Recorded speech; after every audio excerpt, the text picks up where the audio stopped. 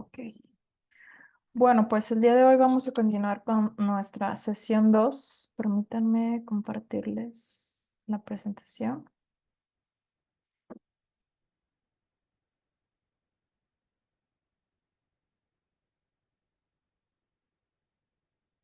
Ok. Bueno, primero que nada, pues les dejé las dos actividades que habíamos acordado. Ahorita vamos a tener un momento para compartir. La primera era una investigación pequeña sobre las compañías internacionales que más han invertido en educación, perdón, en investigación. Y la segunda era pues generar ya una idea, pues podría ser personal o laboral, sobre la cual quisieran desarrollar un bosquejo de proyecto, ¿ok? Bueno, yo dejé habilitada una semana la tarea, espero que sea tiempo suficiente, realmente no es mucho, es nada más de aplicarse para poder hacerlo. Ok, bueno. mm, Permítanme un momento.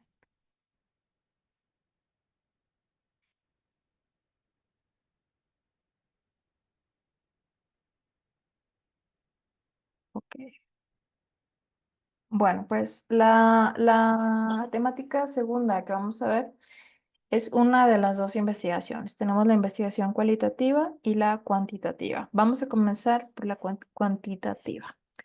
Si se recuerdan, la vez pasada estuvimos analizando a grandes rasgos estos dos enfoques y se mencionaba que la cuantitativa pues va enfocada precisamente a cosas muy concretas, números, estadísticas, ¿ok? Esto permite que sea más clara, sin embargo, mm, es algo que abarca muchísimo más, a diferencia de la cualitativa. Entonces, bueno, pues vamos a comenzar. El contenido temático va a ser este. Hoy vamos a ver desde el planteamiento del problema hasta la selección del diseño de investigación. La verdad es que es muy largo, aunque no lo vamos a hacer en sus proyectos como tal. Sí quisiera que se quedaran pues con una gran probadita de todo lo que conlleva este tipo de investigación, que estén al tanto, que sepan cómo buscar. Quién sabe, a lo mejor en algún momento a ustedes les surge la oportunidad de hacer una investigación y bueno, que tengan las bases. Y la próxima sesión vamos a combinar desde la muestra hasta el reporte de resultados junto con el enfoque cualitativo. Son similares, ya a un punto en que toman caminos diferentes, pero en esencia una investigación es la misma, ¿ok? Entonces que sepan que vamos a ver todo esto. Y bueno, vamos a dividirlo así. Estas son las diapositivas que marcan como un apartado perteneciente a la investigación cuantitativa. Esta no es la primera, esta es la segunda. La primera la vimos la clase pasada y fue la idea. ¿Ok? No hay una investigación que no parta o que no surja a raíz de una idea. La segunda parte sería, ahora sí, el planteamiento del problema, ¿no?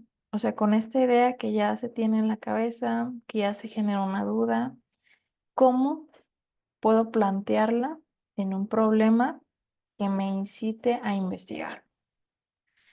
Y bueno, pues tenemos tanto el planteamiento cualitativo como el cuantitativo. Ahora estamos con el cuantitativo. Eh, el cuantitativo, bueno, busca dirigirse a explorar, describir, relacionar y explicar.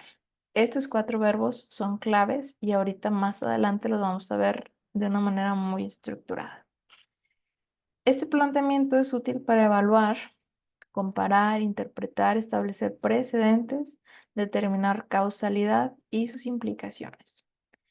Cuando te pones a hacer el planteamiento del problema en una investigación cuantitativa, significa que vas a afinar las ideas, ¿ok? Se trae una idea así abierta en la mente, al aire, y ahorita es momento como de recortar justo lo que se va a investigar, ¿ok?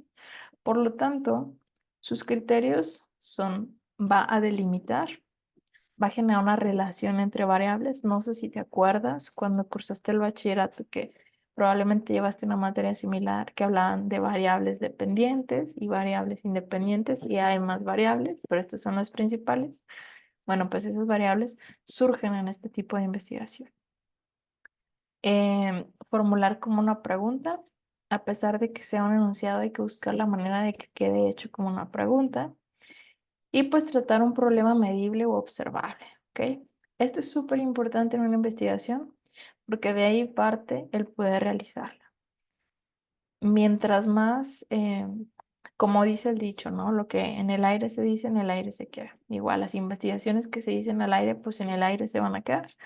Hay que buscar cosas que sean realistas en cuestión de tiempo, en cuestión de económicos, de recursos económicos, quién lo va a patrocinar, en cuestión de que abarque cosas que están dentro de el área del investigador o de la investigadora y que sí las va a poder realizar.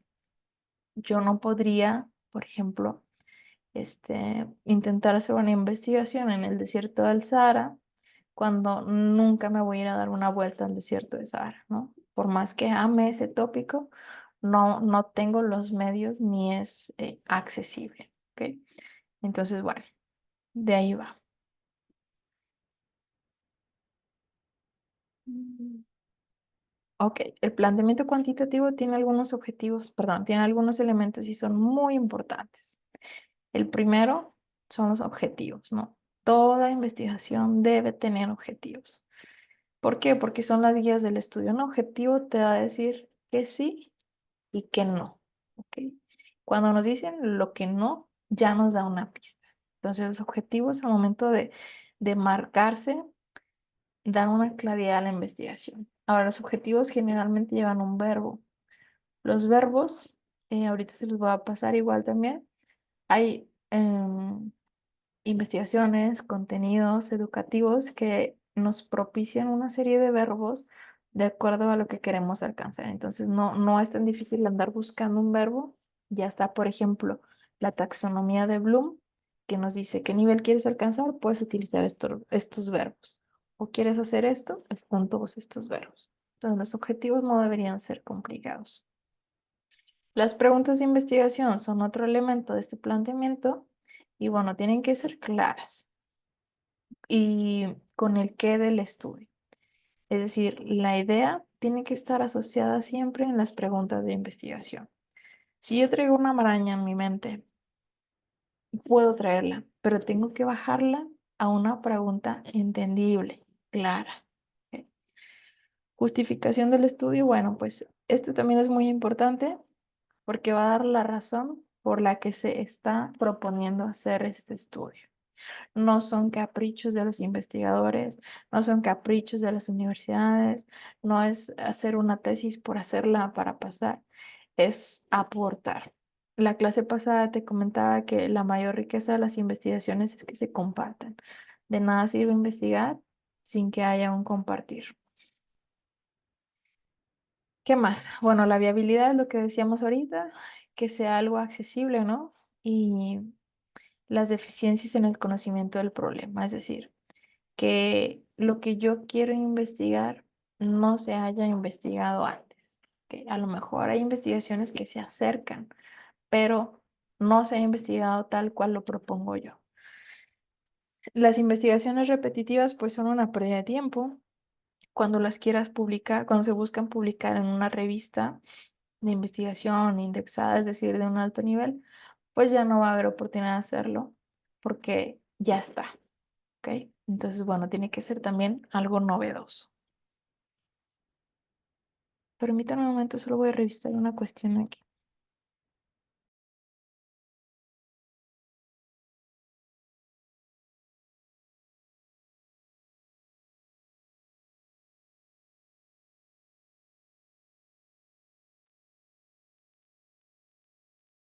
Listo. Bueno, entonces, ¿qué es plantear el problema?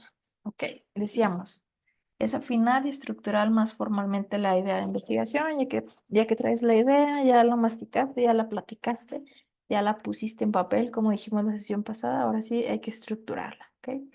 Hay que estructurarla en términos concretos y explícitos para que sea más fácil de adaptarse a un método científico. Un método científico no es nada tedioso, es simplemente hacer las cosas paso a paso, no saltarse los pasos. Eso es Básicos, súper importante en la investigación cuantitativa, que los pasos tal cual están estipulados se tienen que respetar. A diferencia del cualitativo, en el que sí, acuérdate que había como un movimiento entre investigar la literatura que ya existe y regresar, saltar, modificar. Aquí no, ¿ok?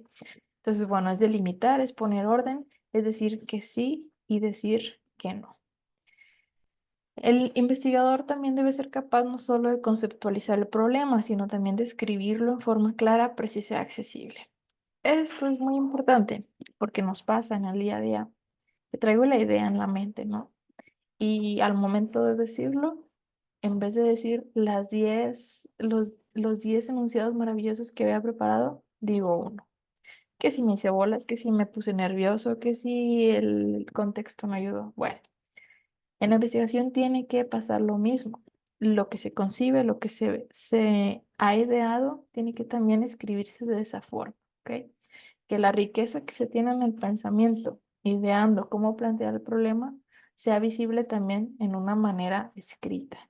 Entonces, cuando hay una realización de investigación, tiene que fomentarse la escritura, la redacción, la narrativa, porque pues las palabras son las que al final, mediante la lectura, nos van a permitir saber qué estamos haciendo, qué queremos hacer y comunicar. Importancia de la comunicación escrita. Bueno, hay algunos criterios para poder plantear el problema. Primero es que el problema debe expresar una relación entre dos o más conceptos o variables. Palabra clave, variables. Ahorita vamos a ir para allá, más adelante, con lo que es variable dependiente y variable independiente. Es decir, que tu problema tiene que involucrar dos aspectos o más, ¿ok? Dos aspectos o más que al entrar en contacto generen un resultado. Y eso puede serlo todo. Aquí tenemos ejemplos. Características o atributos de personas, fenómenos, organismos, materiales, eventos, hechos, sistemas, números. Todo lo que pueda ser medido con puntuación numérica, ¿no? A ver, por ejemplo, el peso de una persona, pues tiene una puntuación numérica, podría servirme en una investigación cuantitativa. La edad, la presión arterial, calificaciones, posiciones de los países en la lista del OCDE, de los CDE, ejemplos, ¿no? Por mencionar algunos. Segundo criterio para que el problema sea planteado es que debe estar formulado como una pregunta, claramente y sin ambigüedades. Ejemplos. ¿Qué efecto? ¿En qué condiciones? ¿Cuál es la probabilidad? ¿Cómo se relaciona? Si te fijas, la manera de empezar de estas preguntas son qué, cuál, cómo, en qué. No se puede comenzar una pregunta de una forma negativa. Por ejemplo, no es posible que se haga bla, bla, bla. Erróneo. Tampoco se puede decir una oración en afirmativo y simplemente añadirle los signos de interrogación. Tampoco. En una investigación tienen que estar bien estipuladas las preguntas, porque hay que contemplar que lo que se está investigando no se sabe.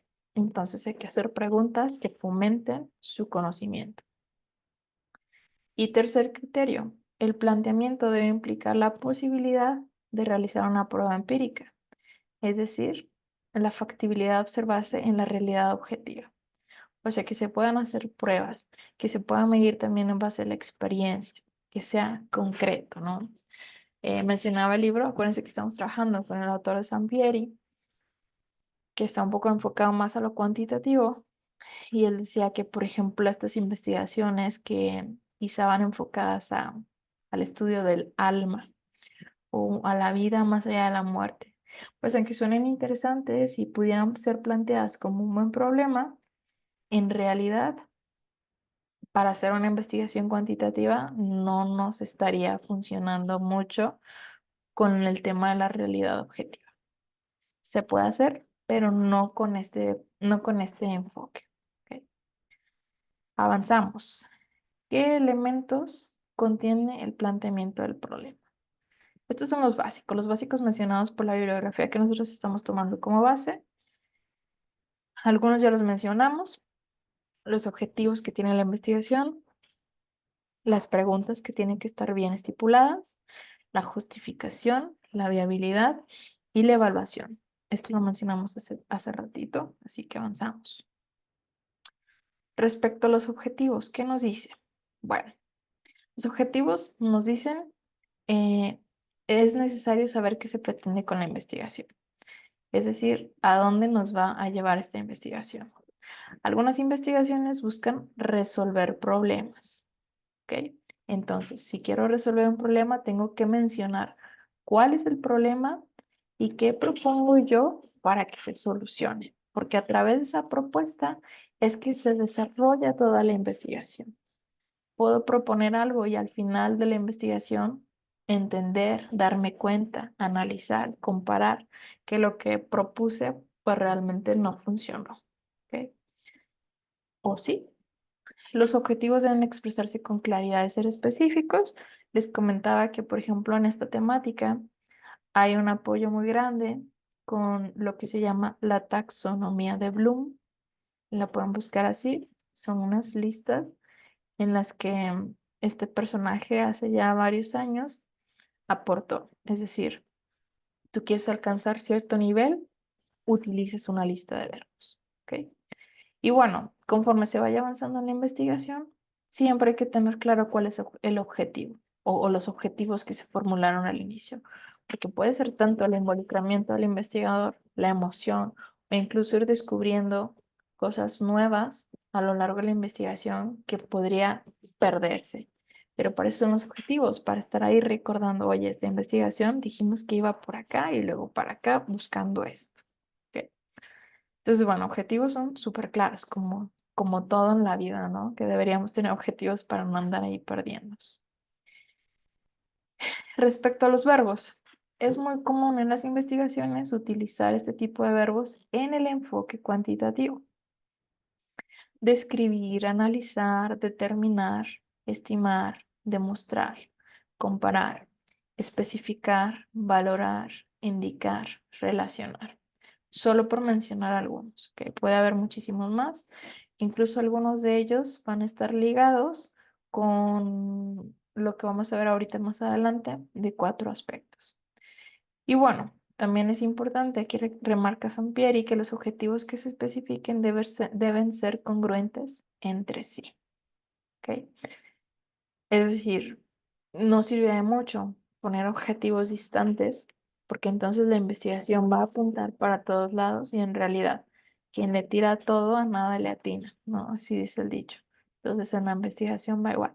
Qué mejor que seguir una línea en donde los objetivos van siendo coherentes y me permiten cada vez más avanzar y como mencionábamos la sesión pasada, como cadena, ¿no? Ir encadenando una parte de la investigación con la siguiente.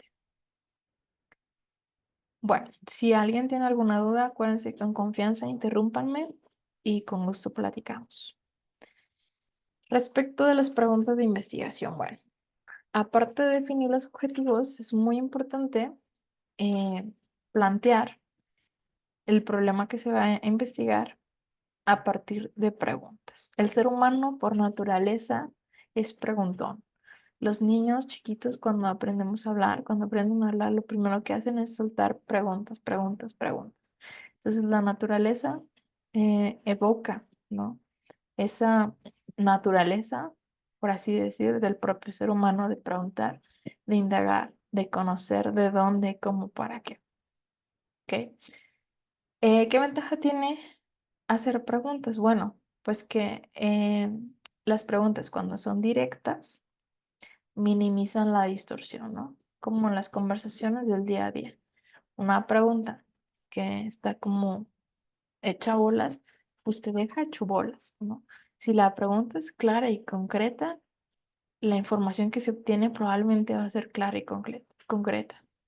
Entonces, hace rato decíamos que, por qué, cómo, como un dato aquí extra, por ejemplo, yo que soy psicóloga y probablemente muchos del área de las ciencias sociales sepan de esto, pero cuando utilizamos la pregunta ¿por qué? Cuando a una persona le preguntas por qué, lo lleva directamente a la racionalización, ¿ok? Entonces puedes obtener una respuesta sí, no. Cuando quieres ahondar más, hay que evitar preguntar por qué. Hay muchísimas más formas de preguntar. ¿Ok? Tip. Y bueno, como decíamos, entre más precisas son las preguntas, más fáciles se pueden responder. Y dentro de esta bibliografía tenemos unos autores, León y Montero, que mencionan que los requisitos que deben cumplir las preguntas son los siguientes. Primero, el más importante, que no se conozcan las respuestas. Acuérdate que dijimos que la investigación está apuntando a algo nuevo. No tendría razón de ser si ya se conoce. Entonces, las respuestas también que te ayuden a que crezca, ¿no? Ese interés por lo que estás investigando, que no haya respuestas fáciles ni rápidas, que conlleven un camino. Segundo criterio es que puedan responderse con evidencia empírica, es decir, que siempre haya evidencia, que siempre haya pruebas, datos observables o medibles. Acuérdate lo que decíamos del alma, pues eso no va a aplicar en este caso, a lo que sí se puede aplicar. Que impliquen usar medios éticos y que sean claras.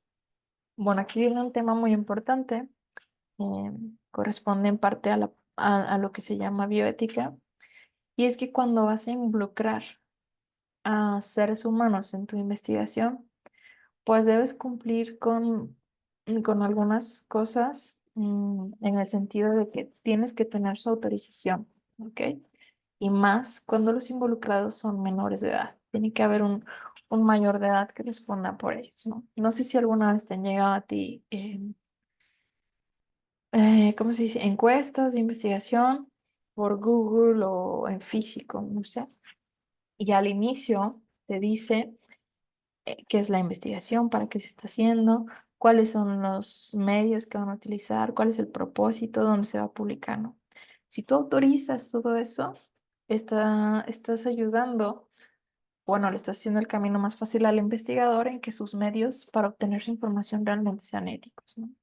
Si yo como investigadora decido hacer una investigación en una primaria y voy y empiezo a encuestar a los niños solo porque sí, pues me voy a meter en un gran problema legal porque no están autorizados ellos y nadie me autorizó en nombre de ellos que podían hacer. Entonces, bueno, ¿por qué menciono esto? Porque en la línea de la ética, pues hay que cumplir, ¿no? Con ello. Hay otras investigaciones, por ejemplo, te invito a que pienses en todas estas investigaciones que se hacen para el desarrollo de maquillajes. Muchas veces se dice que utilizan animales, ¿no? Para hacer las pruebas. Y entonces los animales, pues muchas veces sufren. Y entonces cuando reportan sus investigaciones, dicen que realmente los animales no fueron maltratados, etcétera, etcétera. Bueno, lo ideal sería que sean congruentes, ¿no? Que si realmente se está plasmando que el animal no sufrió, pues no haya sido así. De lo contrario, pues quedamos en un caso de ética también difícil de aclarar. Y por último, el requisito también es que el conocimiento que se obtenga sea sustancial, es decir, que gane con lo que pueda investigar, ¿no? Que no sea nada más ahí una pequeña ganancia, ¿no? O sea, que sea sustancial, que contenga, que lo valga. Em, Les comparto así como parte de mi experiencia, antes de avanzar un poco más. Les platiqué que tuve la oportunidad de estudiar en España y algunos de mis compañeros de vivienda, roomies, estaban haciendo un proyecto de investigación en el que se busca que el medicamento que se da a las personas que tienen cáncer no sea tan invasivo como lo son a través de las quimioterapias, sino era crear como partículas muy pequeñas, nanomateriales, que lleven por dentro de la sangre, dentro del cuerpo humano, en el torrente sanguíneo, el medicamento, ¿no? Cuando tenemos un tumor dentro del cuerpo, se alimenta de sangre, ¿no? Por eso crecen tan rápido. Entonces la idea era que a través de la sangre, como el tumor llama a la sangre, enviarle el medicamento directamente. ¿Y cuál era el vehículo? Son partículas de oro. Nosotros como seres humanos toleramos el oro en cantidades muy pequeñas dentro de nuestro cuerpo. De hecho, se puede comer el oro, ¿no? No sé si sepan que incluso los tacos más caros del mundo tienen láminas de oro y demás. Bueno, eso va en una línea de investigación Y te la comparto porque, bueno, a ver, el aporte que podría hacer ese tipo de investigaciones en la medicina en el día a día hoy, pues es muy valioso, ¿no? Entonces son investigaciones que obviamente se le invierte mucho dinero y pues lo valen. Bueno, siguiente, justificación. Esta parte viene después de los objetivos y las preguntas de investigación. Y bueno, es necesario justificar el estudio, es porque hay que entender otra vez para qué o por qué lo tenemos que hacer. ¿Ok? Acuérdate, los estudios, las investigaciones no son un berrinche nada más, es porque quiero conocer algo, porque me piden algo, porque quiero aportar algo, porque necesitamos algo. ¿Ok? Bueno, aquí lo mismo. ¿Cuáles son los criterios que pueden justificar una investigación? Son algunos que marca esta bibliografía, pero igual puede haber más.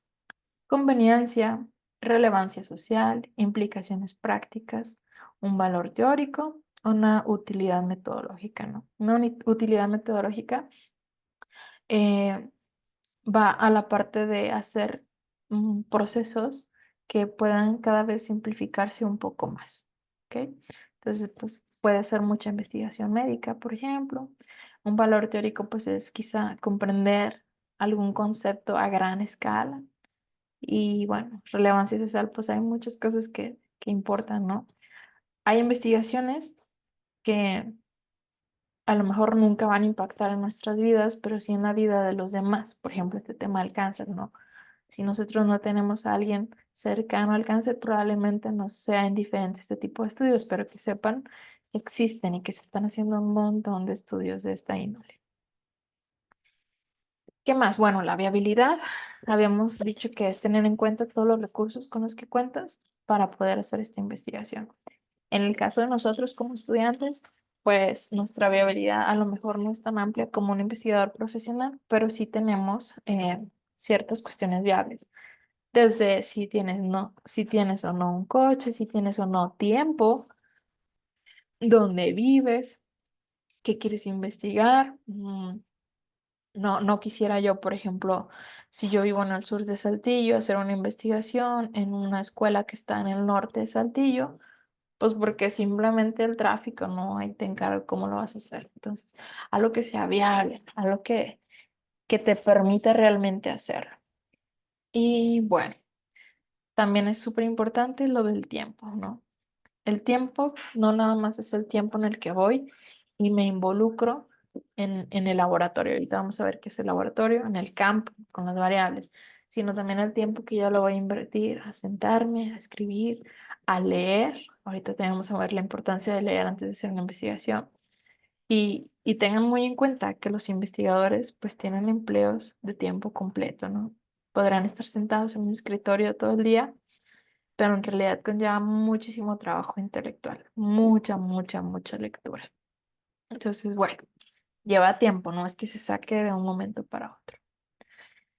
Este es un ejemplo, ¿no? De un método gráfico para delimitar el problema. Acuérdate, el problema surge a la idea y lo que trato de hacer es como irlo enfocando, cerrando. ¿Qué dice el ejemplo? Bueno, supongamos que a un estudiante le interesan algunas ideas o cosas, ¿no? Lo puse aquí entre comillas: el desarrollo humano, su propio género, que en este caso es una mujer, y el divorcio. Entonces ella quiere hacer una investigación sobre algo que una o vincule estos tres aspectos. Y así nos pasa, ¿no? Tengo como la idea ahí volando y lo, ay, ¿cómo la hago para que pueda encajar? Bueno, aquí hay un ejemplo claro. Primero hay que escribir, como lo habíamos dicho, ¿no? Entonces escribe en tres partes. Mis tres cosas que me dan la atención: desarrollo humano. Desarrollo humano abarca una infinidad de temas, pero bueno, lo ponemos aquí.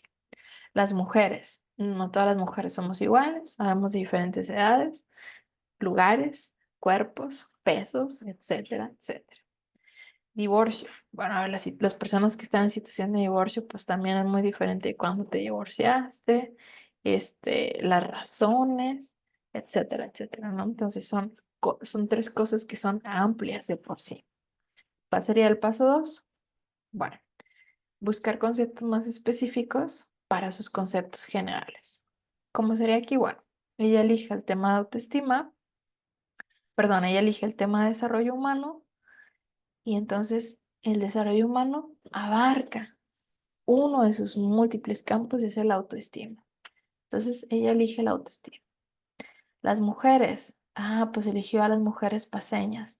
Las paceñas son las personas que viven en La Paz. Aquí en México tenemos La Paz, en Baja California Sur. En este caso pusieron el ejemplo de La Paz, Bolivia, ¿no? Las mujeres paceñas con altos ingresos. Ok, bueno, ahí todavía podría definirse más, ¿no? Que es un alto ingreso, pero bueno, si lo dejamos. Y que tengan un divorcio reciente. ¿Cuánto es reciente? Bueno, de un año o menos. Esta pregunta que yo estoy haciendo de altos ingresos, ¿cuántos son altos ingresos? Es muy importante hacerla porque va todavía delimitando un poco más, forzando a que las cosas sean claras. Y también en las conversaciones que tenemos en el día a día, fuera de la investigación, el poder darle significado y conceptualizar lo que nos están diciendo ayuda mucho a no tener problemas de comunicación. ¿Ok? Entonces, ya que fue reduciendo poco a poco, probablemente este sería su objetivo y su pregunta de investigación. Su objetivo podría quedar redactado así: determinar qué efectos en la autoestima provoca un divorcio reciente en mujeres paceñas de 30 a 40 años de nivel socioeconómico alto con un divorcio reciente de un año o menos. Si te fijas, ahí, pum, ya te está dando quiénes muy específicamente. Nos ayuda a imaginar, ¿no? Porque a lo mejor en un primer momento yo pensé en una señora de 60 años y veo que el estudio no va por ahí. Eh, Pregunta de investigación, ¿cuál podría ser? Bueno, ¿qué efectos produce en la autoestima el divorcio reciente en dichas mujeres? Si te fijas, pareciera que es jugar con las palabras, es acomodarlas, es darles claridad, para al final quedarte con una pregunta de investigación muy clara. Esa pregunta de investigación te va a guiar la investigación. Te va a decir por aquí, qué métodos, cuándo, cómo. Entonces, este es como a grandes rasgos un gran ejemplo de esto. Te invito y te sugiero a que esa idea que ya has estado pensando, al menos espero que el fin de semana o ya hiciste tu tarea, lo pongas así, ¿no? A ver, más concreto. Hazle como este ejemplo a esta persona. Se fue de cosas muy amplias, pero al momento de ponerlo en papel puedes ver todas las opciones, reduces un poco y otra vez vuelves a plantear. ¿Ok? Bueno, avancemos. ¿Cuál sería el segundo subtítulo que nos corresponde al análisis hoy? La revisión de literatura y marco teórico. Esta parte es muy importante y para muchos, y incluso era para mí, ya no, pero antes sí, era como muy tedioso, ¿no? Yo no lograba comprender en mis primeros años de estudio cómo procedía esto, ¿no? Cuando, no sé si alguno de ustedes ha hecho alguna tesis, ha visto cómo se hace una tesis. Generalmente te dicen, a ver, la tesis, por ejemplo, ¿no? Eh, Va a ser de 70 hojas y de esas 70 hojas, al menos 15 o 20 van a ser de marco teórico. ¿Ok? 15 o 20 es un gran número de hojas. Entonces, ¿qué es el marco teórico? ¿Cómo voy a llenar el marco teórico con eso, ¿no? Bueno, a grandes ratos, y antes de poder avanzar.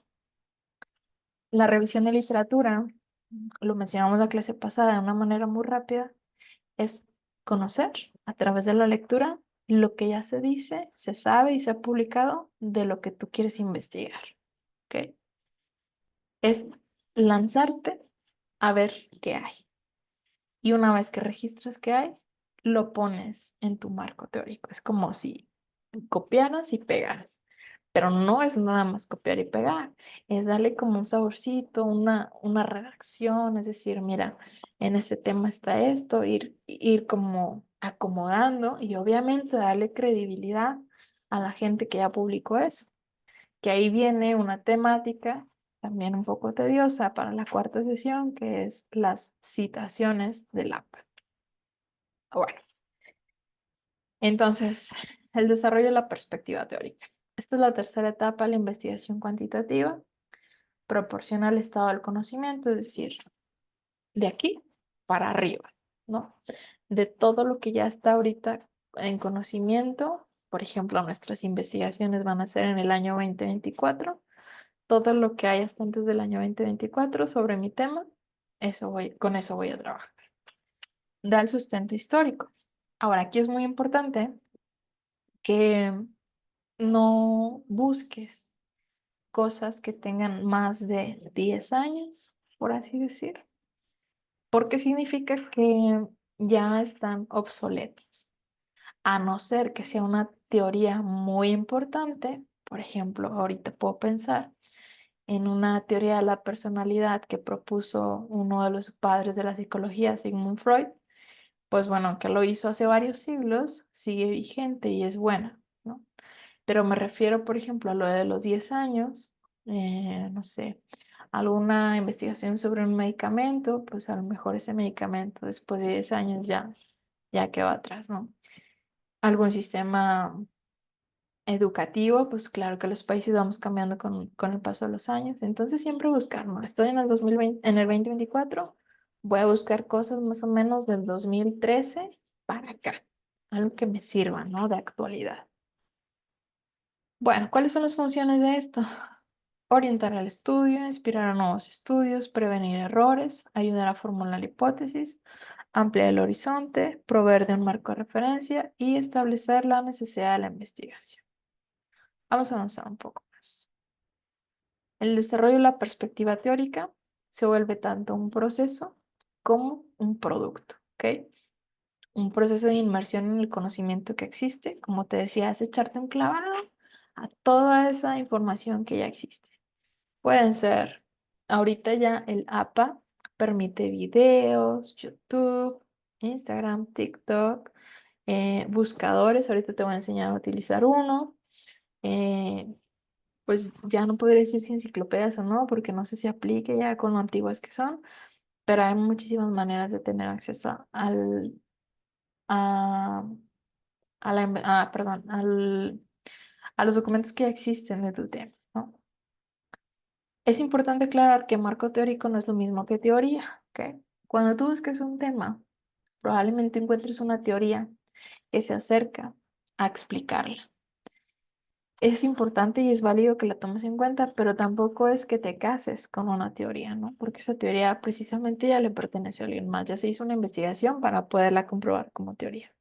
Y es un error que muchos a veces cometemos, ¿no? Como al estar nadando en este mar de datos y conocimientos nuevos, pues nos aferramos a algo. Sin embargo, aunque una teoría sea congruente con mi investigación y me sirva, la tomo en cuenta, pero no me voy a casar con ella, ¿ok? Además, último puntito, suministrar nuevas ideas siempre es útil para compartir los descubrimientos recientes de otros investigadores. Lo que tú descubres a través de una investigación, tú como investigador, seguramente va a aportar a otros, ¿no? Entonces, ¿por qué privar de la riqueza de tu investigación? Por eso se busca que sea creativo y original, que no te ganches con una sola teoría, ¿ok? Bueno, eh, ¿cuáles son las funciones de esta perspectiva? Ayuda a prevenir errores, porque claro, los errores en las investigaciones hay que reportarlos, ¿no? Es honesto, es ético y aparte ayuda a que los investigadores que vienen atrás de nosotros no pierdan tiempo cometiendo los mismos errores, ¿ok? No son errores que diga, ay, es que me descuidé, es que se me pasó. No, son errores que tienen que suceder por el acomodo que se va dando con las variables. Entonces, bueno, también leer lo que no les ha funcionado a otros es súper valioso. Orienta sobre cómo se ha de realizar el estudio, amplía el horizonte, documenta la necesidad de realizar el estudio, conduce al establecimiento de hipótesis o afirmaciones que más tarde habrán de someterse a prueba. Otro tema del día de hoy, las hipótesis. Inspira nuevas líneas y áreas de investigación. La clase pasada creo que también te mencioné que es esto de las áreas de investigación o las líneas. Es los investigadores, generalmente en universidades muy grandes, tienen como su área específica en la que ella trabaja, ¿ok? Entonces son varios investigadores al mismo tiempo, cada quien tiene una línea de investigación para que no se mezclen sus trabajos, para que cada quien pueda ahondar en sus propias temáticas. Y entonces al momento en que uno quiere hacer una investigación, pues ya nada más es cuestión de ver quién ya se dedica un poco a eso para que me ayude y me oriente. ¿Ok? Esas son las líneas de investigación. Por el contrario, si yo estoy buscando algo y ninguno de todos esos tutores o investigadores tienen sus líneas de investigación, o voy a ser pionero, o en realidad no me sirve ahorita esa institución. Puedo ir a buscar a otra donde sí tengan esa línea de investigación. Bueno, etapas del desarrollo de la perspectiva teórica, lo vamos a dejar en dos etapas, ¿no? La revisión analítica de la literatura correspondiente y la construcción del marco teórico. Primero va esta, la revisión analítica, después la construcción. Bueno, ¿qué es esto? La revisión analítica, como te vengo diciendo, pues es darle una checada, revisada y lectura a toda la literatura que ya existe sobre tu temática o lo más que se pueda acercar a tu temática, ¿no? Aquí quisiera que aproveches esta herramienta, seguramente tú ya usas, que es Google, ¿no? Google, pues es un buscador al que fácilmente todos tenemos acceso. Por ejemplo, cuando tú abres Google y buscas una palabra, un tema, Google te lanza blogs, te lanza páginas, te lanza noticias, te lanza empleos, te lanza videos, ¿no? Si yo, por ejemplo, pongo en Google, no sé, una palabra tan fácil como pandemia, pues probablemente me va a lanzar a alguno que otro periódico importante, alguna estadística. Entonces, bueno, ¿no? Google es bueno para darte un primer contacto con un tema. Sin embargo, cuando tú quieres revisar algo que no sea blogs, que no sea opinión, que sea algo ya estructurado, que haya sido publicado, que haya sido investigado, existe la versión de Google Academic. En tu buscador, en tu página de Google, simplemente arriba le escribes Google Académico y te va a lanzar, ¿no? Es como un buscador dentro del buscador de Google. Está Google Académico o Google Scholar, que para el caso es lo mismo, solo es como el idioma. Google Scholar, si lo metes como tal, te va a lanzar más documentos en inglés que en español, pero también en español, ¿no? Entonces, cualquiera que utilices está bien. ¿Qué te va a hacer Google Académico? Bueno, Google Académico te va a dar resultados del tema que tú hayas puesto en el buscador, pero en función a artículos científicos, ¿no? Por ejemplo, hace tiempo yo estaba investigando sobre eh, el tema de la resistencia a la insulina, ¿no? Es una condición antes de la prediabetes, o sea, diabetes, prediabetes antes, ¿no? O según eso entendí. Yo lo pongo en Google, resistencia a la insulina, pues sale cualquier cosa, ¿no? Yo lo pongo en Google Scholar, resistencia a la insulina, y me salen los artículos científicos, casi todos recientes, de investigaciones que se han hecho en torno a eso, pero muy específicas, ¿no? Entonces tú puedes abrir cualquiera, va a tener resumen, introducción, las pruebas que se hicieron, los resultados, el lugar donde se hizo, quién lo está haciendo, en qué año, cuántas personas involucradas, shalala, shalala. El punto es que la información que tú encuentres a través de estos buscadores es muchísimo más válida y valiosa para nosotros y en este caso para ustedes que son estudiantes universitarios, ¿no? Acuérdate, el buscador de Google es un primer impacto sobre cualquier temática y está bien, pero cuando te vas a Google Académico se vuelve más formal, más educativo. Y ahí mismo, cuando tú abres un artículo, también te puede dar la forma en la que hay que citarlo. Ya no te vas a quebrar la cabeza si primero va el nombre del investigador y luego su apellido, primero el apellido y el nombre nada más con una primera letra, el año, etcétera, ¿no? Ahí ya te lo da prácticamente todo. Entonces yo te invito que cuando tengas necesidad de investigar un poco más a profundidad a nivel universitario, utilices Google Académico, ¿no? Que al final de cuentas también es una herramienta gratuita. Entonces, bueno, en este caso se busca eh, esa literatura concerniente a tu tema en lo que tú quieras y puedas, ¿no? Mucho tiene que ver tu tema. Por ejemplo, si yo voy a estudiar algo de historia de Saltillo, un ejemplo, pues quizá me puedo ir al archivo de Saltillo de manera física, ¿no? Que creo que está por la Plaza de la Madre, en la zona centro. Ahí probablemente me encuentre periódicos viejísimos y aunque estén viejísimos, es de gran valor para mi investigación, ¿no? Por la temática. A lo mejor, por el contrario, pues yo voy a investigar un tema que les gusta de la Fórmula 1, ¿no? De la Fórmula 1 del año 2024, pues probablemente todo lo voy a tener que buscar en internet. Entonces, bueno, de donde tú busques, siempre trata que no sean blogs. Los blogs cualquiera los abre y cualquiera opina y nadie te puede decir nada.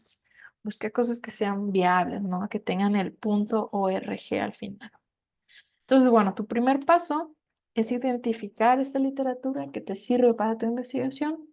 Y ojo, aunque encuentres cosas muy buenas, no todo te va a servir, ¿no? O sea, no, no te sientes comprometido a decir, es que este artículo o esto está bien bueno.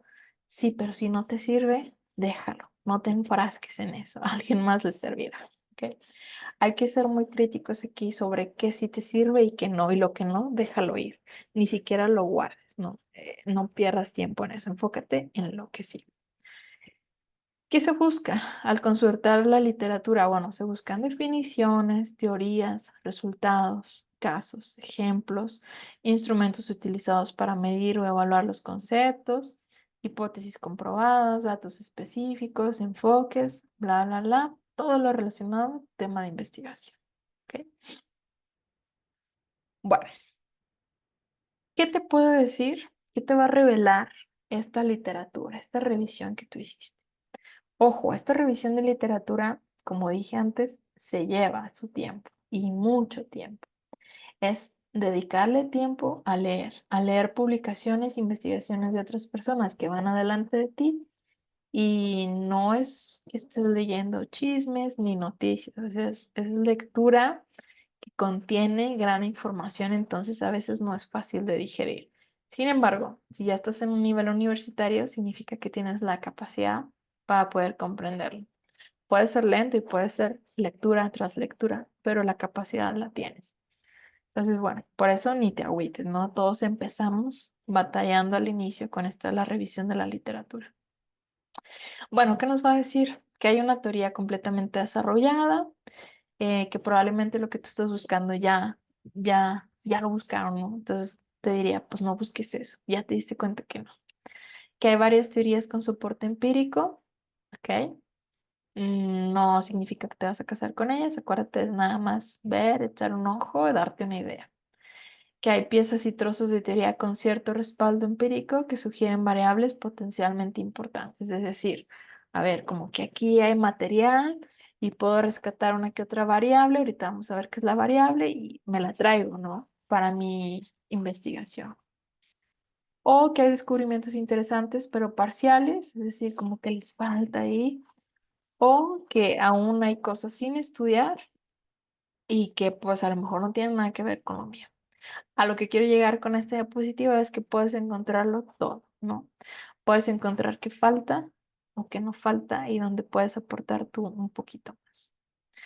Ahora sí, la segunda parte, como vimos, la primera flecha era la revisión de la literatura, la segunda flecha era la concepción del marco teórico. Bueno, acuérdate, ese marco teórico es esa parte de una tesis o de una investigación que conlleva muchas hojas, mucho espacio, mucho contenido, pero que esa información de ahí no la construiste tú la investigaste y la vas a acomodar a través de una redacción que te va a ocupar gran espacio, ¿no? Pero es como una pinceladita a tu lector sobre lo que vas a hablar, ¿no?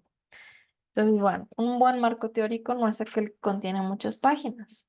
porque si hay gente que se pasa y hace muchísimas páginas de aquí, sino que trata con profundidad únicamente los aspectos relacionados con el problema de investigación, y que vincula de manera lógica y coherente los conceptos y las proposiciones existentes en estudio anterior.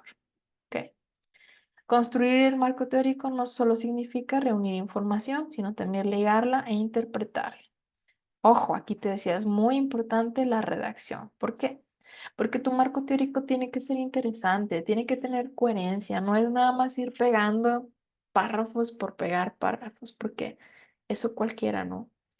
Es agarrar una idea, darle estructura, adornarla, parafrasearla, sin quitarle el crédito a quien lo escribió. ¿Cómo no le puedo quitar el crédito? Pues ahí ya vamos a aprender a hacerlo. Escribo quién dijo esto en qué año. ¿Ok? Es como, no es como, es realmente toda un arte poder esbozar un marco teórico, porque agarras elementos de aquí y de allá y con tu creatividad los haces en un buen texto. ¿Ok? Una manera de hacer el marco teórico es a través de un índice, ¿no? Es decir, yo tengo mi idea de investigación, mi planteamiento, mi pregunta, entonces hago un índice tentativo, ¿no? Estos temas conciernen a mi investigación. Y poco a poco, o sea, escribiéndolo, borrando, pensando, investigando, lo vas cambiando, lo vas afinando, puedes irlo haciendo más acotado hasta que tengas como la columna vertebral de lo que va a ser tu marco teórico. Vamos a poner un ejemplo, ¿no? Como muy, muy sencillo.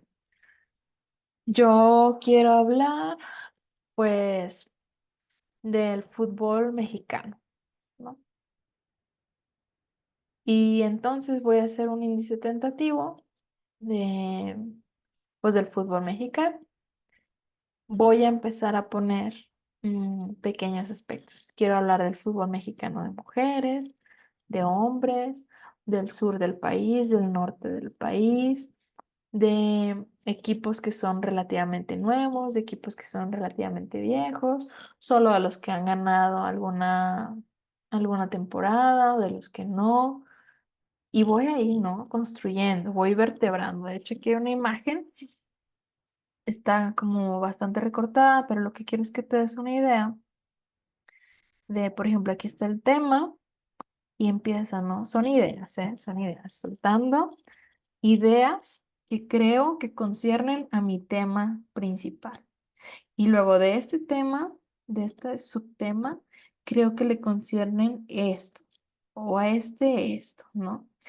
Y luego acá del último lado, no sé si se alcanza a ver bien, viene la bibliografía, ¿no? Una vez que ya especifiqué, no, pues tengo al final todos estos subtemas, pues entonces busco información de eso. Y entonces estas líneas que parece que son un mugrero, no lo son, porque en realidad te está diciendo, por ejemplo, que tu temática aquí de, vamos a agarrar el último, el del INEGI, de la doctora Patricia, ¿no? El del INEGI, aunque está mero abajo, me va a servir para la temática de acá arriba. Y ahí voy juntando mi bibliografía y voy asociándolo con la temática. Es decir, cuando yo me siento a escribir, voy a relacionar fácilmente a qué o quién dijo esto y a quién le tengo que dar crédito.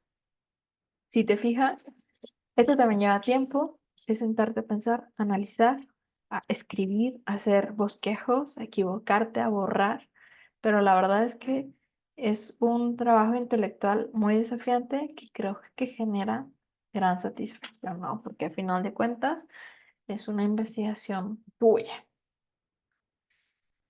Bueno, hay unas preguntas así como muy, pues muy básicas.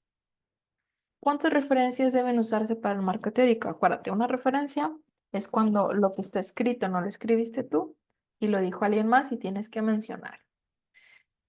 Algunos autores sugieren que un mínimo de 30 referencias, ¿ok? Es decir, que en toda tu construcción de marco teórico, pues tienes que agarrar 30 cosas que dijeron 30 personas, 30 investigadores, ¿no? Es un mínimo, pueden ser muchísimo más. Otra pregunta, ¿qué tan extenso debe ser un marco teórico? Bueno, no hay una respuesta como tal, solo hay sugerencias. Se dice que para el nivel de licenciatura y maestría se podría dejar entre 8 y 15 cuartillas, mientras que para el doctorado va de 40 a 50. Parecieran muchas hojas, pero al final cuando lo estás trabajando y te das cuenta que hay tanta investigación al día de hoy, se quedan cortitas estas hojas. Así que no te asustes, tampoco yo te voy a pedir esto, pero que cuando tú te animes a hacerlo, sepas que en principio no es mucho, no, podría salir mucho más. Y redacción del marco teórico. Bueno, elaborarlo consiste en redactar su contenido, como te decía, hilar párrafos, tiene su ciencia, ir como adornando y citando apropiadamente la referencia. Yo ahorita te hablaba de un estilo editorial que se llama APA. No sé si lo conozcas, no está en español, está en inglés. Es de la Asociación Americana de Psicología. También hay otros como Harvard, como Vancouver y otros más, pero este es el más famoso. ¿Qué pasa con esto? Bueno, ahorita no lo vamos a ver, esto pertenece a la sesión 4, pero digamos que es una manera generalizada de decir, mm, quién dijo lo que acabo de decir, ¿ok? Darle crédito, no caer en el plagio, no me estoy robando ideas de nadie, no lo dije yo, pero sí voy a decir quién lo dijo. Entonces, bueno, pues hay que estar, o sea, al tanto de esto. APA tiene ediciones. Entonces, ahorita ya creo que vamos en la séptima. Yo en su momento trabajé tesis con sexta, entonces mi responsabilidad es actualizarme y decir, bueno, ya estamos en otro año, tengo que ver qué cambios se hicieron para poder hacer un buen trabajo. ¿Ok? Y entonces, estas serían las tres preguntas que estarían cerrando el marco teórico. Jóvenes, yo asumo que si nadie me pregunta nada es que no hay dudas, ¿verdad? Voy a seguir avanzando. Si no, deténganme. O bueno, al menos alguien hágame saber que siguen ahí escuchándome, por favor. Sí, Sí, aquí seguimos, maestra, aquí maestra. estamos. Sí, aquí seguimos. Ok, muchas gracias. Bueno, pues yo sigo con mi parte. Definición del alcance de la investigación. Ok, una investigación no va a resolver la pobreza del mundo, no va a resolver ninguna enfermedad 100%, no va a resolver algo, ¿no? Algo grande. Por lo tanto, debo ser consciente que la investigación tiene un límite y tiene un alcance, ¿no? Tiene lo que sí y tiene lo que no. Y tenemos que ser bien conscientes de eso. Porque cuando no somos conscientes de los límites, se nos va la mente y empezamos como a idealizar, ¿no? Y eso nos pasa también en las relaciones, en nuestros trabajos. Si a mí nunca me dijeran cuánto me van a pagar en un trabajo, pues yo me voy a poner un salario estratosférico, ¿no? Sin embargo, tengo que saber. Me sirve para tener los pies en la tierra también en la investigación. Entonces, bueno, los alcances de la investigación rápidamente, sí, en esta tablita, los podemos definir en 4. Tu investigación puede tener un tipo exploratorio, descriptivo, correlacional o explicativo. Ahorita vamos a explicar cada uno de estos, pero bueno, este alcance va a surgir de acuerdo a lo que tú revises de la literatura, ¿no? O sea, no empiezas una investigación sabiéndolo todo. Eso es súper importante y tenlo presente. Se empieza una investigación de cero. Así como probablemente estés perdido ahorita, todos hemos estado perdidos cuando vamos a una investigación. Va surgiendo sobre la marcha, ¿no? Conforme te vas empapando de información, conforme te vas disciplinando en la lectura, te va permitiendo saber para dónde. Entonces, bueno, ¿cuál sería, ¿cuáles serían los estudios exploratorios? Bueno, estos, su objetivo es examinar un tema o problema de investigación poco estudiado, del cual se tienen muchas dudas o no se ha abordado antes. Te doy un ejemplo así súper rápido que se me ocurre. No sé si conoces el caso de estos niños chiquitos, no hay ninguno en general porque solo conozco, pero que cuando están aprendiendo a hablar alrededor de los 2, 3 años, no hablan porque uno de sus papás les habla en un idioma y otro de sus papás les habla en otro idioma, ¿no?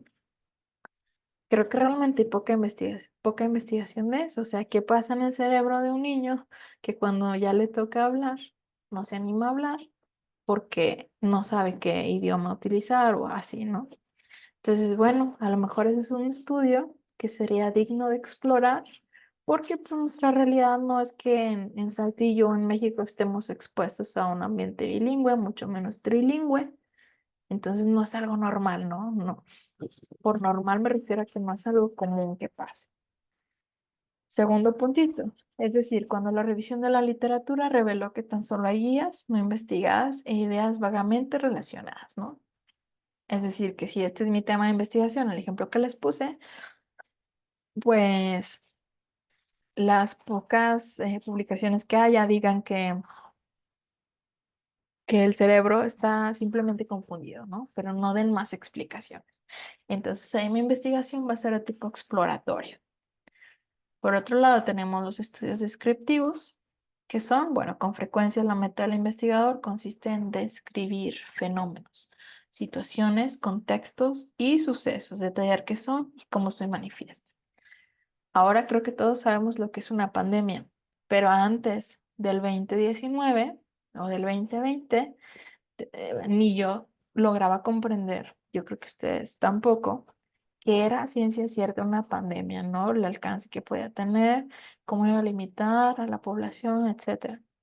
Entonces, bueno, a raíz de ahí también surgieron muchas investigaciones que se dedicaron a describir, ¿no? La pandemia en su totalidad. Nosotros pues lo aprendimos así como una pinceladita, pero por experiencia, ¿no? Es un ejemplo también. Con estos estudios se busca especificar las propiedades, las características y los perfiles de personas, grupos, comunidades, procesos, objetos, ¿ok? Em, Se me viene también a la mente ahorita si yo quisiera investigar algún grupo indígena. Por ejemplo, en Coahuila tenemos a los Kikapús, lo he hecho también la clase pasada, pues a lo mejor un estudio para los Kikapús sería de un corte descriptivo porque voy a describir realmente pues cómo son, pero yo no los conozco, ¿no? Entonces, pues no es nada nuevo, pero voy a abrir al mundo un conocimiento. Están por otro lado los estudios correlacionales que tienen como finalidad conocer la relación o grado de asociación que existe entre dos o más conceptos, en este caso son las variables, ¿no? Esto es muy interesante porque es como jugar, ¿no? Vamos a imaginar que son dos palitos, vamos a jugar con ellos, enlazándolos a ver qué sale, ¿no? Así a grandes rasgos son las variables.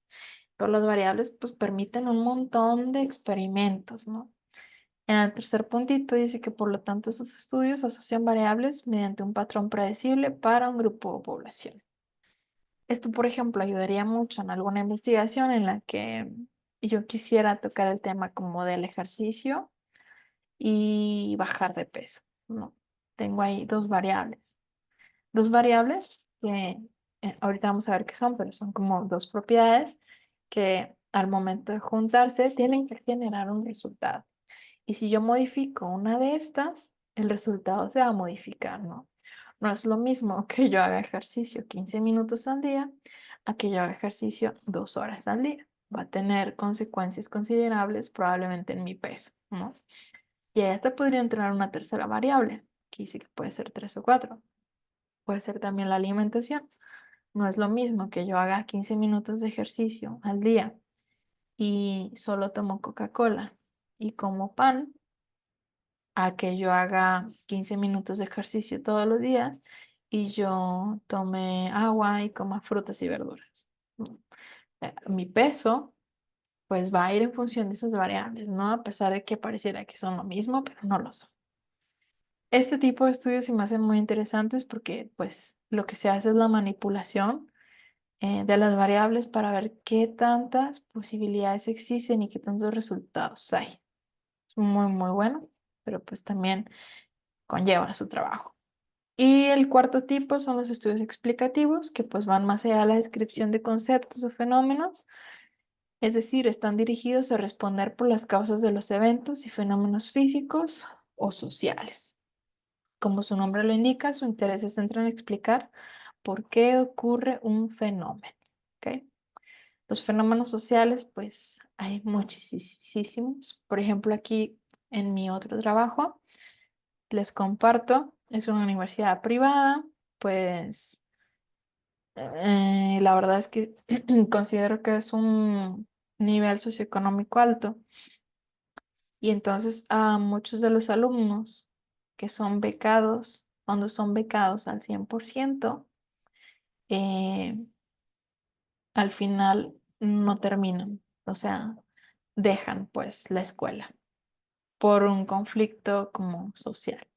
Entonces, una buena investigación sería por qué, si ya tiene la educación gratuita y aparentemente de calidad, ¿por qué deciden dejar de estudiar? ¿Qué fenómeno social está sucediendo que pues algo está generando, ¿no?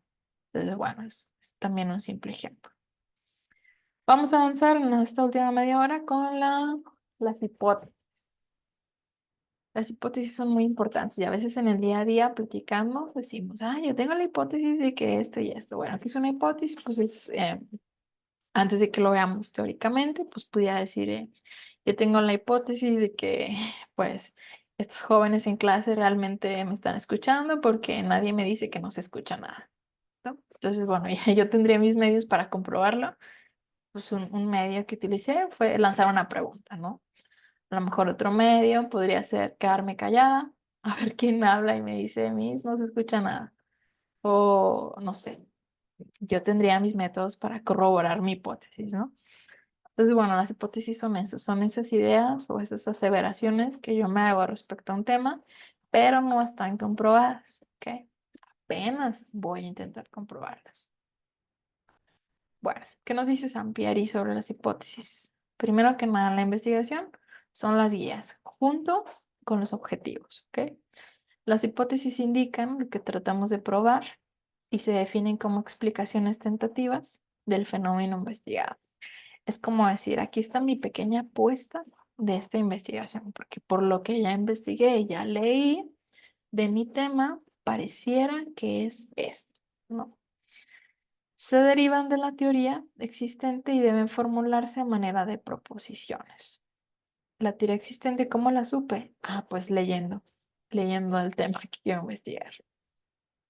No en todas las investigaciones cuantitativas se plantean hipótesis. El hecho de que se formulen o no depende de un factor esencial, el alcance inicial del estudio. Es decir, sí son parte importante, pero no en todas las investigaciones las vas a encontrar. ¿Ok? En su momento yo hice una investigación y no necesité hipótesis y la verdad es que pues fue una investigación tan válida como otra que sí las tenga. Todo va en función de la estructura de la investigación y qué estás buscando con la investigación.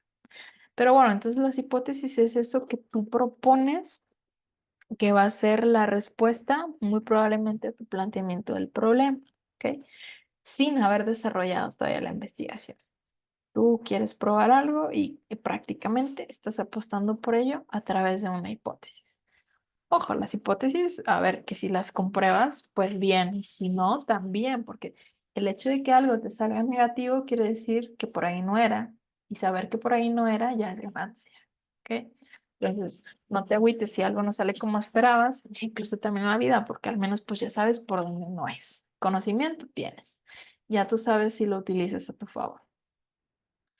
Entonces, las hipótesis, bueno, dijimos que si existen o no depende del alcance del estudio. Entonces, a ver, en los estudios de tipo exploratorio no se formulan hipótesis. En los estudios de tipo descriptivo solo se van a formular hipótesis cuando se pronostica un hecho o un dato. En los correlacionales se formulan hipótesis correlacionales, o sea, tienen que estar involucradas las dos variables, ¿no? Y en el explicativo se formulan hipótesis causales, es decir, que hay una causa, ¿no? Algo que precede a.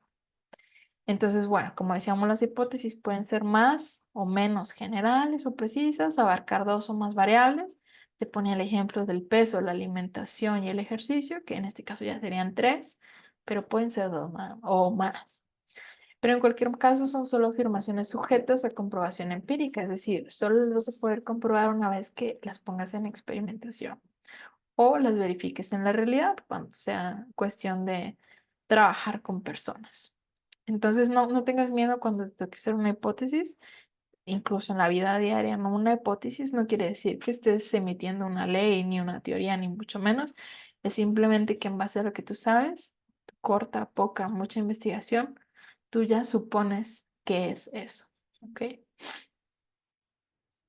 Bueno, ¿qué serían las variables? Una variable es una propiedad, como te mencionaba, que puede fluctuar y cuya variación es susceptible de medirse u observarse. ¿Ok? Ese cambio que va a tener una variable, yo me voy a poder dar cuenta, porque si no, no tendría caso que fuera una variable. ¿Cómo me voy a dar cuenta? Los ejemplos de variables, pues son el género, la presión arterial, el atractivo físico, el aprendizaje de conceptos, la religión, la resistencia al material, la masa, la personalidad. O sea, prácticamente todo lo que puede variar. El concepto de variable se aplica a personas u otros seres vivos, objetos, hechos y fenómenos, los cuales adquieren diversos valores respecto de la variable referida. A ver, bueno, creo que voló la hipótesis aquí, pero entonces las variables generalmente se agarra, lo vamos a ver con más claridad más adelante también, se agarra la variable dependiente y la variable independiente. Bueno, primero es la independiente, ¿no? La variable independiente es esa que no va a cambiar ni va a ser modificada eh, por mi investigación, ¿no? Solo va a ser lo que es. Y la variable dependiente, como su nombre lo dice, va a depender de la otra, ¿ok? Entonces, a ver, hay muchas cosas que yo puedo manipular para poder observar resultados diferentes, ¿no? Imagínate, te invito a que imagines un salón de clases en donde este, el profesor o la profesora está dando clase a dos alumnos, ¿no? De manera presencial. Muy probablemente, y es mi hipótesis, me atrevo a decir que los alumnos van a estar poniéndole atención plena. Sin embargo, puedo poner al mismo profesor o profesora dando clases frente a un grupo de 40 alumnos. Mi hipótesis probablemente sea que nadie le va a poner atención, ¿no? ¿Cuál es la variable independiente? Bueno, pues es el profesor dando clases, sigue haciendo lo mismo. La variable dependiente es la cantidad de alumnos que voy a meter en ese salón, ¿no? Va a haber un resultado diferente, va a haber un ambiente diferente, se va a generar un fenómeno diferente. Y bueno, a lo mejor ahí yo podría obtener el resultado de que con 40 alumnos no es tan viable la educación así, ¿no? Pero ¿qué tal que meto 15? Bueno, pues hago un nuevo experimento en donde mi variable dependiente ahora van a ser 15 alumnos con un profesor, ¿no? A ver, voy a investigar nivel de atención, ¿ok? Entonces, bueno, esto de las variables es como un juego, es como ¿cómo decir? Algo que conlleva mucha creatividad y realmente de ahí surgen los grandes descubrimientos, ¿no? Bueno, volvamos a las hipótesis. ¿Cuáles son sus características? Número uno, deben referirse a una situación real. Es decir, solo pueden someterse a prueba en un universo y un contexto bien definido. Esto solo se va a dar en la investigación, ¿ok? No es que mis hipótesis van a aplicar para todo, no. Con que apliquen bien en mi investigación, con eso me basta. Las variables de las hipótesis deben ser comprensibles, precisas y lo más concretas posible. ¿Ok? Claras, como los objetivos también. Yo si me enredo diciendo una hipótesis, realmente ya no estoy diciendo nada. Eso habla de la claridad o de la no claridad que tengo dentro de mí y de mi investigación. Tercera característica, la relación entre variables propuesta por una hipótesis debe ser clara, así como observable y medible. Es decir, ya tengo mis dos variables que voy a meter en mi investigación y aparte les tengo que meter en mi hipótesis, pero voy a explicar bien cómo van, qué tiene que ver una con la otra. Y cuarta característica, las hipótesis deben estar relacionadas con técnicas disponibles para probarlas. ¿Ok? Acuérdate que un aspecto importante de las investigaciones es que puedan ser replicables. Es decir, que alguien más agarre esa investigación y diga, la voy a hacer tal cual dice aquí el instructivo y me va a salir lo mismo. Eso es una veracidad. Es la veracidad de la investigación. Entonces también las hipótesis tienen que ser capaces de ser probadas, ¿ok? Y bueno, aquí esta bibliografía de Sampieri nos manda 4 tipos de hipótesis de investigación: alternativas, nulas y estadísticas.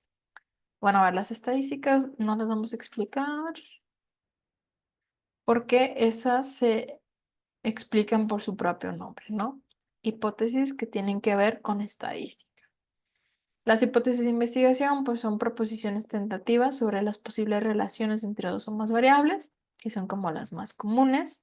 Las hipótesis nulas, proposiciones que niegan o refutan la relación entre variables, es decir, que no esperan un resultado positivo o favorecedor entre las variables, sino que esperan algo por el contrario negativo, pero aún así son válidas, ¿ok? Y las hipótesis alternativas son posibilidades diferentes o alternas de las hipótesis. Es como una tercera vía posible, pero válida. Esto igual y no tiene mucha relevancia para nuestro trabajo hoy en día, pero que sepas que existen y que hay un sinfín de posibilidades al momento de redactar hipótesis. ¿Ok? Y por último, el tema del día de hoy nos concierne al diseño de la investigación. ¿Ok? Bueno, pues, ¿qué es un diseño? Una vez que se precisó el planteamiento del problema, definimos el alcance, formulamos hipótesis, ahora sí el investigador debe visualizar la manera práctica y concreta de cómo va a responder las preguntas, perdón. Y aparte, tienes que tener en la mente tus objetivos de inicio. Entonces, ahora sí, con lo que quiero hacer, ¿cómo lo voy a hacer? ¿Por dónde me voy a ir? ¿Qué camino voy a seguir? Y hablo de la cuestión práctica, no ya de echarlo a andar el experimento. Bueno, esto implica seleccionar o desarrollar uno o más diseños de investigación y aplicarlos al contexto particular a su estudio. El término diseño se refiere al plan o estrategia. Como te decía, tienes que tener ahí bien concreto qué vas a hacer para poder responder tu problema. Y bueno, existen 2 tipos de diseño. Uno es la investigación experimental y otro es la no experimental. Son como las básicas. Apuesto que desde que llevamos biología en secundaria, en la preparatoria, te acuerdas un poco de esto, que pues será en función de ser experimentos, ¿no? El primero son los diseños experimentales, se refieren a un estudio en el que se manipulan intencionalmente una o más variables independientes para analizar las consecuencias que la manipulación tiene sobre una o más variables dependientes. Es decir, tú puedes mover las variables, tanto la independiente como la dependiente, y vas a generar resultados diferentes. En el ejemplo que estábamos diciendo, igual de la profesora y los alumnos, yo muevo mi variable independiente, que es la maestra, y a lo mejor al grupo, cuando da clases al grupo de 40 niños, le pongo un micrófono, ¿no? Para que sea más alta su voz. Probablemente al mover mi variable independiente, mi variable dependiente, que son los alumnos, van a tener quizá mayor atención. No lo sé, puede ser una opción. Entonces, bueno, los diseños experimentales permiten eso, ¿no? Mover intencionalmente las variables independientes, ¿ok? Para ver qué resultados va a generar esa variable que depende de esa independiente, ¿no? Como su nombre lo dice. Aquí tenemos un ejemplo pues bueno, de un huevo, ¿no? A un huevo sí le pones algo, a otro no, y ahí vas sacando conclusiones. Entonces, bueno, importante, si tú mueves la variable independiente, los resultados se van a ver en la dependiente. ¿Estamos? Bueno, esta tablita explica los diseños experimentales. Son como 3 pasos, ¿no? Están de manera horizontal. Un tratamiento, un estímulo, una influencia, una intervención, etcétera. La variable independiente, que es la supuesta causa, va a influir en la variable dependiente, un supuesto efecto. Es decir, si yo hago un movimiento en una, va a tener repercusiones en la otra. Por eso es dependiente, porque siempre va a depender del movimiento de la otra. diríamos hoy en día es como tóxica, ¿no? Porque no tiene esencia, va en función de algo más.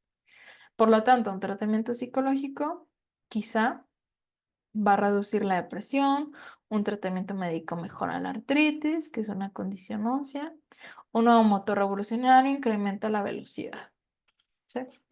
Entonces, bueno, solo para destacar ahí. ¿Cuáles son los requisitos de un experimento? Bueno, sería la manipulación intencional de una o más variables independientes, es decir, que no va a suceder esto a través de un error, sino que está bien estipulado y medido, ¿no? Voy a mover mis variables independientes para generar un resultado. La variable independiente es la que se considera como supuesta causa en una relación entre variables. ¿Ok? Incluso puede haber una misma situación y en el que se puedan cambiar las variables, ¿no? Dependiendo de cuál es el objetivo de tu investigación.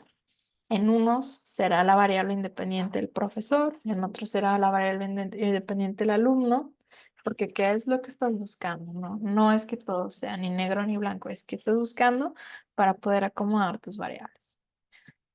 Segundo requisito consiste en medir el efecto que la variable independiente tiene en la variable dependiente, ¿sí? Es como medir esa toxicidad, ¿no? ¿Qué tiene que ver tanto el uno con el otro?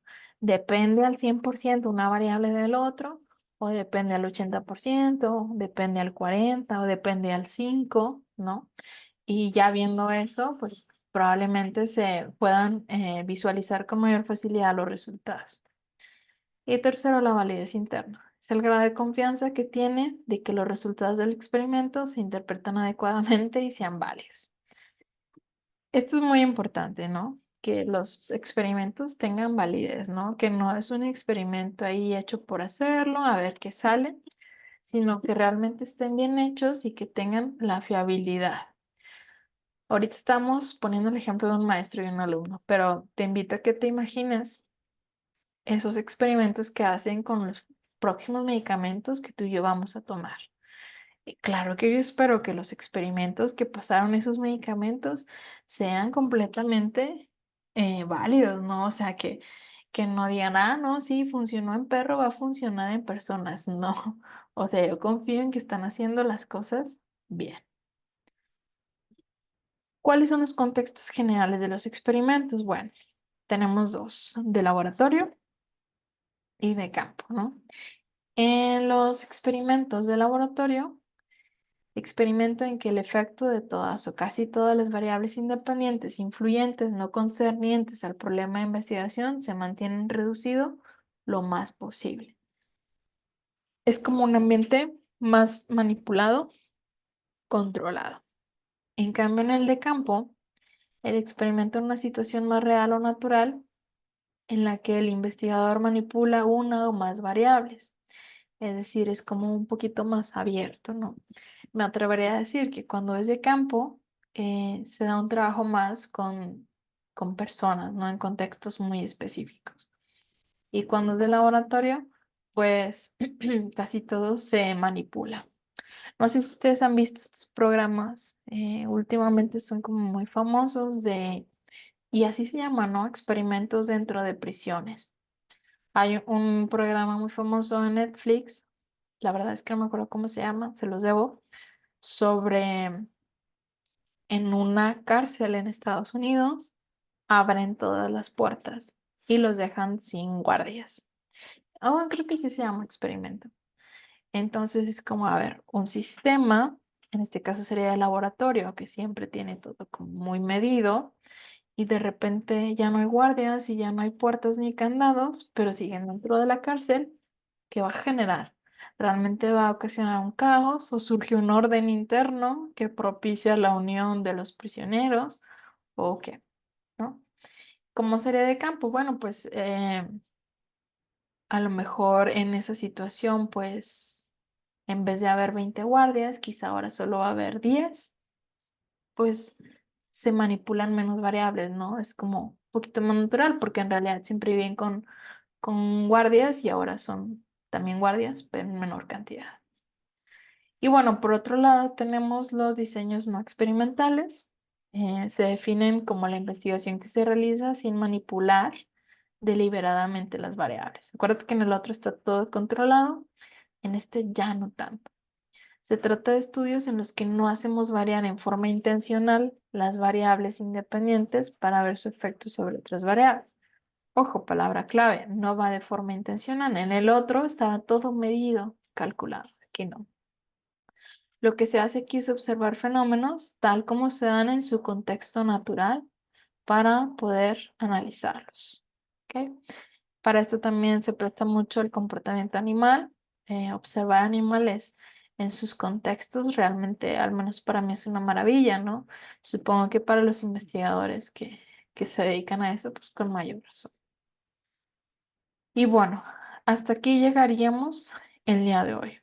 Repito, quedaría pendiente la última parte de la investigación cuantitativa, que la vamos a ver junto con la investigación cualitativa, y eso viene a partir del tema el subtema de la muestra y población. Bueno, hasta aquí, ¿alguien tiene alguna duda, algún comentario?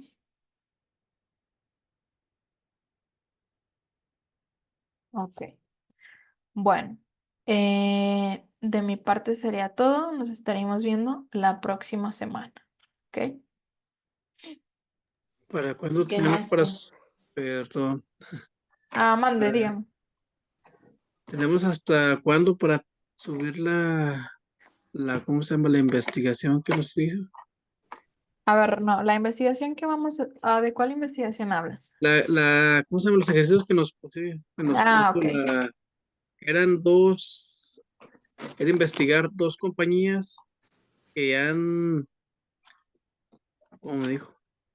Ok, la actividad uno es investigar, no sé si puse dos o tres compañías Dos internacionales compañías. que más invierten en investigación. Ah, sí. Eso es muy sencillo, nada más investigar el nombre y a lo mejor cuánto invierten o en qué invierten, ¿no? Ah, ok. Lo dejé habilitado, según yo, una semana, le puse creo que el 30 de noviembre. Así que sí. Sí, ¿verdad? Si no me Sí. equivoco. Y A la ver, que otra, igual si tienen alguna situación, me escriben por WhatsApp y podemos negociar, no tengo bronca. ok. Y la otra era hacer una investigación sobre algo que nos llame la atención. No, la otra era solo plantear una idea, la idea de la que tú vas a hacer tu investigación. Pero la investigación todavía no se hace, Ah, ¿ok? ok. Tranquilo. Nada más Entonces, tener la idea. es que ya las hice. La otra era investigación, plantear una investigación. ¿A poco ya la hiciste? Ya. Bueno, mira, vamos a hacer algo. Manténla así. Si puedes cargarla, súbela y ya la reviso y te digo en qué Ok. punto llevas avanzado ya el proceso. Pero sí, no te preocupes, todavía no era. No, es como una idea, o sea, no es una investigación extensa, grande. No, es como una idea. Pero sí, mejor la subo para que ya la revise usted y ya me dice en qué fallé y la vuelvo a hacer. Vale, me parece bien. Ajá. La idea es la base de todo. Entonces, si no tenemos bien la idea, la verdad es que no vamos a poder investigar nada. Por eso le quería dar tanta importancia a eso. Ah, ¿Ok? ok. Está muy bien. Bueno, si no hay alguna otra duda, de mi parte sería todo. Nos estaríamos viendo en una semana, ¿verdad? Muy bien. ¿Próximo lunes? Próximo lunes, así es. Muy bien. Silvia, ¿tienes alguna duda?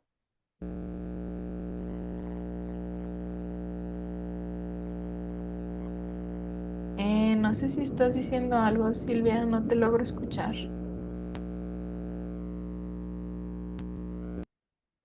¿Podrías escribir en el chat?